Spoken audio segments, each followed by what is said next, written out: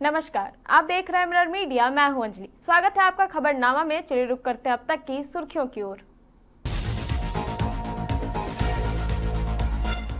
कल तक सचिवालय में नौकरी, आज सड़क पर। सीजीएल पास अभ्यर्थियों ने प्रोजेक्ट भवन के बाहर किया हंगामा।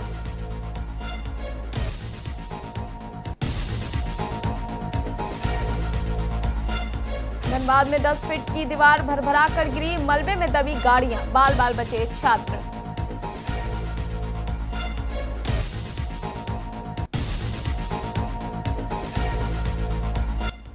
झारखंड में आसमानी आफत का अलर्ट, कई जिलों में भारी बारिश, 50 की रफ्तार से चलेगी हवाएं।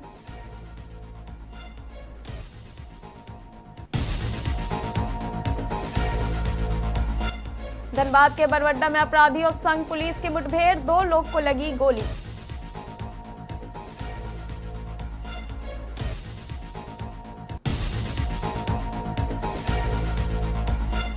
देवेंद्र महतो समेत छात्रों की भूख हड़ताल, मंत्रियों ने जूस पिलाकर अनशन तुड़वाया।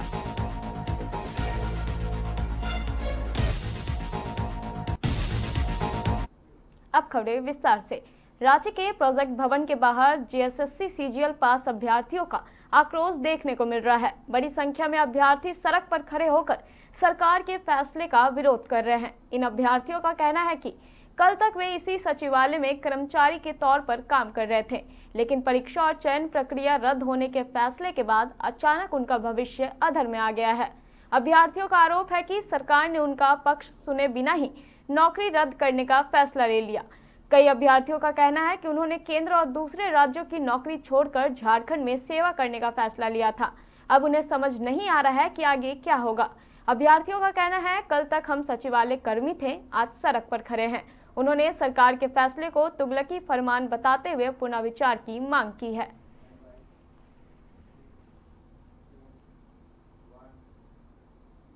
धनबाद के डिनोबली स्कूल के पास अचानक 10 फीट ऊंची मिट्टी से बनी दीवार भरभरा कर गिर गई। हादसे के वक्त स्कूल की छुट्टी हुई थी और छात्र छात्राओं के साथ बड़ी संख्या में अभिभावक भी मौके पर मौजूद थे। अचानक दीवार गिरने से भारी मलबा सड़क और आसपास खड़ी गाड़ियों पर जा गिरा। मलबे में दबकर दर्जनों वाहन क्षतिग्रस्त हो गए। गनीमत रही कि कोई छात्र या अभिभावक मलबे की चपेट में नहीं आया। दीवार गिरते ही मौके पर अफरा तफरी मच गई। हादसे के बाद लोगों में नाराजगी है। अब सवाल उठ रहा है कि कमजोर दीवार की पहले से जांच क्यों नहीं की गई और सुरक्षा को लेकर लापरवाही किसकी थी।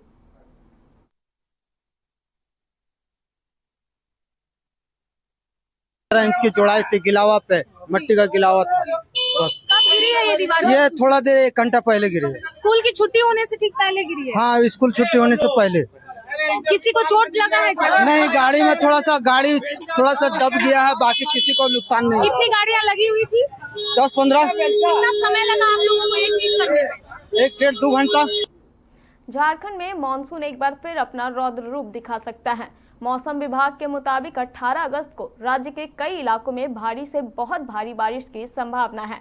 खास तौर पर उत्तर मध्य झारखंड के कोडरमा, हजारीबाग और रामगढ़ में कुछ स्थानों पर भारी से बहुत भारी बारिश हो सकती है। वहीं उत्तर पश्चिम झारखंड के पलामू, गरवा और लातेहार में भी कहीं कहीं तेज बारिश होने की आशंका है।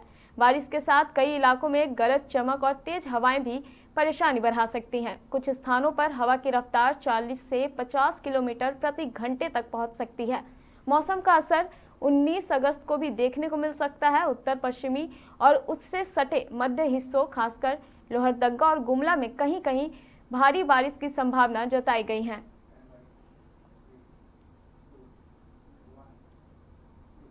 झारखंड में जेएसएससी, सीजीएल और टीडीपीएल से जुड़ी परीक्षाओं को रद्द करने के सरकार के फैसले के बाद अब चयनित अभ्यर्थियों का विरोध शुरू हो गया है।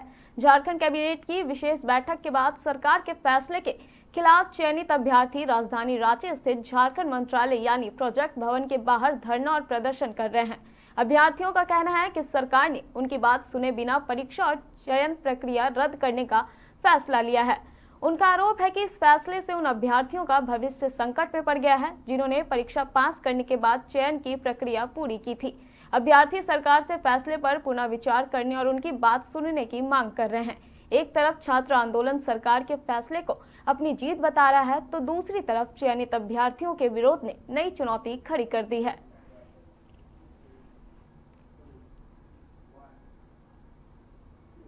झारखंड में लंबे समय से चल रहे छात्र आंदोलन के बीच बड़ी खबर सामने आई है। मंत्री दीपिका पांडे सिंह और इरफान अंसारी ने प्रदर्शनकारी छात्रों की भूख हड़ताल खत्म करा दी है। दोनों मंत्रियों ने छात्र नेता देवेंद्र नाथ महतो समेत अन्य अनशनकारी छात्रों को जूस पिलाकर अनशन समाप्त कराया।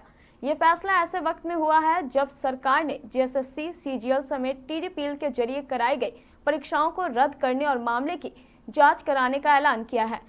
सरकार के फैसले के बाद छात्रों ने भूख हड़ताल खत्म कर दी है, लेकिन आंदोलन की आगे की रणनीति पर नजर बनी हुई है। छात्रों की कई मांगे अभी भी बाकी है और सीबीआई जांच की मांग को लेकर उनका रुख महत्वपूर्ण माना जा रहा है।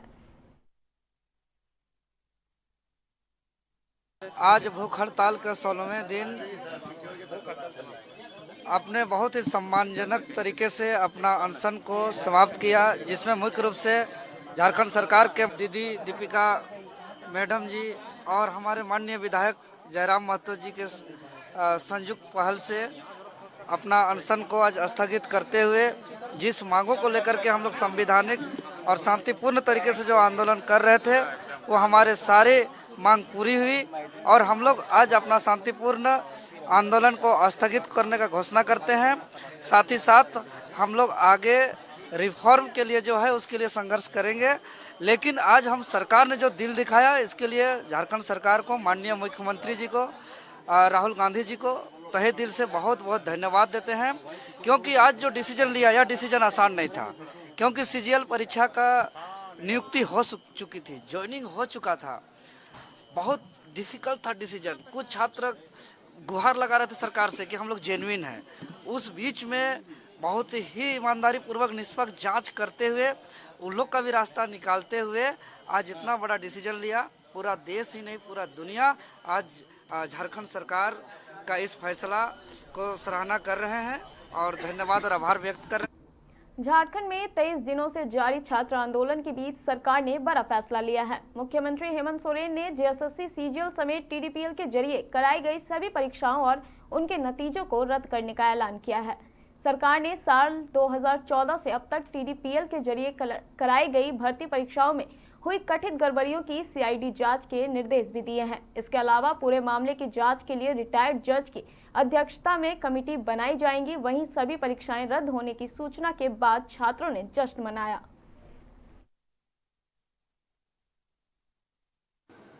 हम आगे बढ़ते हैं और जिस आत्मविश्वास के साथ आगे बढ़ते हैं,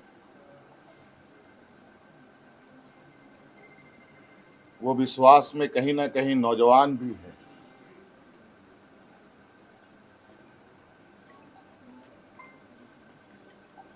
और आपको पता है कि झारखंड में जेपीएससी, जेएसएससी के द्वारा नौजवानों की नियुक्ति होती है और कई कंपनियां जो यहाँ कार्यरत हैं अलग अलग समय में भी कार्यरत रहे हैं। इन सब का एक बहुत बड़ा नेटवर्क का घालमेल प्रतीत होता है। जांच के दायरे में तो हम पूरे 2014 से लेकर अब तक की हुई इसके परीक्षाओं की जांच में है। हमने विभाग को कहा है, सीआईडी को कहा है, अब जब इसका ऑपरेशन हुआ ही है तो पूरे तरीके से इसका ऑपरेशन होनी चाहिए। और जो हमें जानकारी सीजीएल को लेकर हम लोग के समक्ष बताया गया और उस तथ्यों को समझ बूझने के बाद आज कैबिनेट ने जेएसएससी, सीजीएल को भी रद्द करने का निर्णय लिया और पूरा 2014 से अब जितनी भी छोटी बड़ी गलतियां हुई हैं, जिससे भी हुई है, सभी की जांच होगी और साथ में बहुत जल्द केंद्र सरकार के द्वारा जो एमएमडीआर एक्ट में जो बदलाव किया गया है उस संदर्भ में भी हम लोग चर्चा के लिए एकत्रित होंगे। हो सकता है इस विषय पर एमएमडीआर एक्ट संशोधन पर हमें विशेष सत्र भी बुलाना पड़े तो हम लोग बुलाएंगे। धनबाद के बरबड्डा थाना क्षेत्र में पुलिस और अपराधियों के बीच मुठभेड़ से हड़कंप मच गया। निरंकारी चौक और कुरमड़ी चौक के बीच पुलिस ने बाइक सवार 3 संदिग्ध युवकों को घेरा। पुलिस के मुताबिक तीनों कथित तौर पर लेवी वसूलने के लिए इलाके में पहुंचे थे। पुलिस को पहले ही इसकी सूचना मिल गई थी और गश्ती टीम संदिग्धों पर नजर रख रही थी। आमना सामना होते ही बदमाशों ने फायरिंग शुरू कर दी। इस दौरान एक गोली पुलिस की गाड़ी में भी लगी। जवाबी कार्रवाई में 2 संदिग्धों के पैर में गोली लगी, जबकि तीसरा आरोपी मौके से फरार हो गया। घायल आरोपियों की पहचान वासेपुर निवासी इरफान आलम और पुटकी निवासी नन्हे अंसारी के रूप में हुई है। दोनों को इलाज के लिए अस्पताल भेजा गया है। मौके से हथियार, बाइक और मोबाइल बरामद हुए हैं। पुलिस फरार आरोपी की तलाश के साथ पूरे नेटवर्क की जांच में जुटी है। बरबड्डा थाना क्षेत्र अंतर्गत निरंकारी चौक और कुरमिडी चौक के बीच में थाना प्रभारी के द्वारा बताया गया था लगभग आधा घंटा 40 मिनट पहले कि एक मुठभेड़ हुआ है अपराधियों के साथ। अभी जो प्रारंभिक जानकारी मुझे मालूम हुई है उसमें है कि 3 लड़के थे। तीनों लड़के बाइक पर हथियार के साथ लेवी वसूलने के लिए यहाँ आए थे। किसी से उनकी डील चल रही थी। उसमें पहले से सूचना मिला तो यहाँ बरबड्डा थाने की टीम, गश्ती टीम थी, वो रेकी कर रहा था। तो उसी क्रम में दोनों आमने सामने जब हुए तो सामने से फायरिंग की गई जो गाड़ी पर लगी हुई है, और जवाबी कार्रवाई में पुलिस के द्वारा भी फायरिंग किया गया, जिसमें से 2 लोग को गोली लगी है और एक भागने में सफल हुए हैं। अभी जो 2 लोगों को गोली लगी है उनसे पूछताछ करने पे एक का नाम इरफान आलम और दूसरे का नाम नन्हे अंसारी है। नन्हे अंसारी पुटकी का रहने वाला है, इरफान आलम वासेपुर का रहने वाला है। तीसरा जो भागा है अभी उसका नाम पता नहीं चल पाया है, उस पर भी एक टीम लगी हुई है। और अभी तक इतनी ही जानकारी है। ये लोग लेवी वसूलने आए थे, बाइक से थे 3 लोग। किससे लेवी सर लेने आए थे? कुछ वो सब डिटेल चुकी अभी तो इमीडिएट किसके लिए सर लेने आए थे? ये जब स्पॉट पे लगातार पीछा चल रहा था तो ये फ़ोन पे किसी से बात कर रहे थे, तो इमीडिएटली जो जानकारी मिली है ये फ़ोन पे गोपी खान से बात कर रहा था। तो प्रिंस खान का भाई गोपी खान है, उसी के इशारे पे लोग कर रहे होंगे। तो गोपी खान के साथ ऑन दी स्पॉट बातचीत हो रही थी, इसका है। बाकी हम लोग डिटेल्स, अभी मोबाइल भी सीज हुआ है और डिटेल्स जानकारी जब मिलेगी। कोई आर्म्स हम लोग के पास मिला है सर? ये वहाँ मौजूद है। और अभी डिटेल जब एफएसएल की टीम आएगी तो बाइक का थोड़ा चेक किया जाएगा, उसके बाद और देखते हैं। फिलहाल इस खबर में इतना ही। ऐसी तमाम खबरों के लिए बने रहें मिरर मीडिया के साथ।